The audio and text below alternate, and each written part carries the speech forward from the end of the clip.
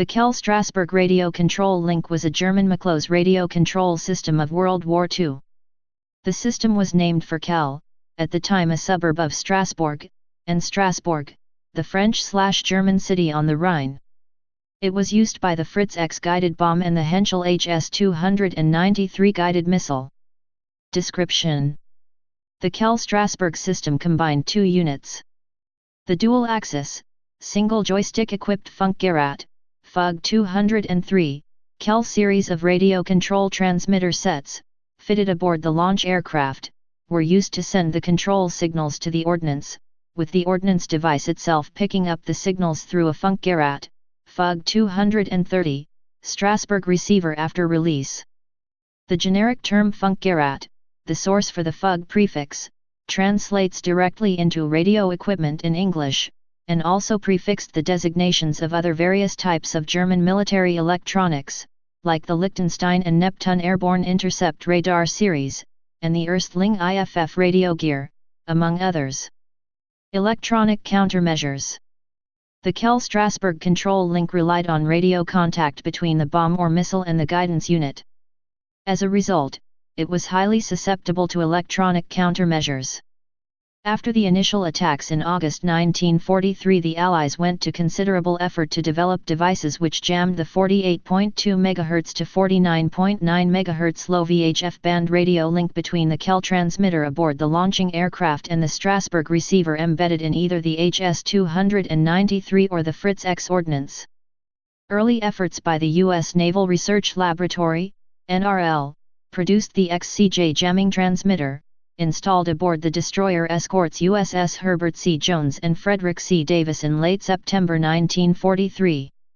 The XCJ was ineffective because the frequencies selected for jamming were incorrect.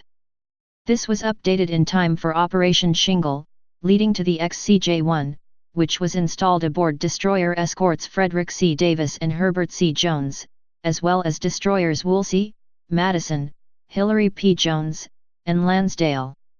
These 6 ships rotated service at Anzio, with 3 deployed at any time. The manually operated jamming system met with some success, though it proved cumbersome and was easily overwhelmed if large numbers of weapons were deployed simultaneously. In early 1944, the UK began to deploy its Type 650 transmitter, which employed a different approach. This system jammed the Strasbourg receiver's intermediate frequency section, which operated at a 3 MHz frequency and appears to have been quite successful, especially because the operator did not have to attempt to find which of the 18 Kehl Strasbourg command frequencies were in use and then manually tune the jamming transmitter to one of them. The Type 650 automatically defeated the receiver, regardless which radio frequency had been selected for an individual missile, be it Fritz X or HS-293. Following several intelligence coups, including a capture of an intact HS-293 at Anzio and recovery of important Kehl transmitter components from a crashed Heinkel He-177 on Corsica, the Allies were able to develop far more effective countermeasures in time for the invasion of Normandy and Operation Dragoon.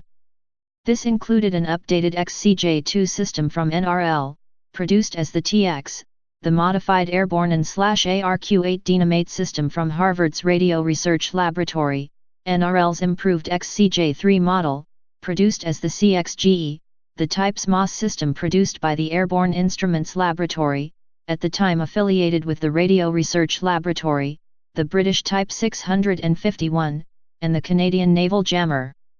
Perhaps most impressive of all was Ailes' Type MOS Jammer, which employed sophisticated signals to defeat the Kehl transmission and to take over command of the HS-293, steering it into the sea via a sequence of right-turn commands, triggering its solenoid-operated ailerons.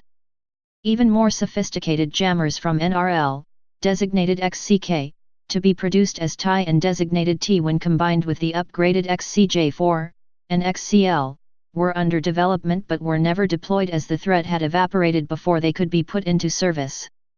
In contrast to the experience at Anzio, jammers seem to have had a major impact on operations after April 1944, with significant degradation observed in the probability that a HS-293 launched at a target, and responding to operator guidance, would achieve a hit or damage-causing near miss. Countermeasures. In case of a heavy jamming attack against the radio control, the Germans used a wired remote control system. It could easily be swapped in place against the radio system. In the plane radio transmitter S203 was swapped against the audio amplifier S207. In the weapon, VHF receiver E230 was replaced by audio receiver E237. Both plane and bomb were equipped with a dual-wire reel each, giving a maximum distance of 12 km. Wire remote control system was developed by Strasbourg to run Funk GmbH. Please subscribe and thanks for watching.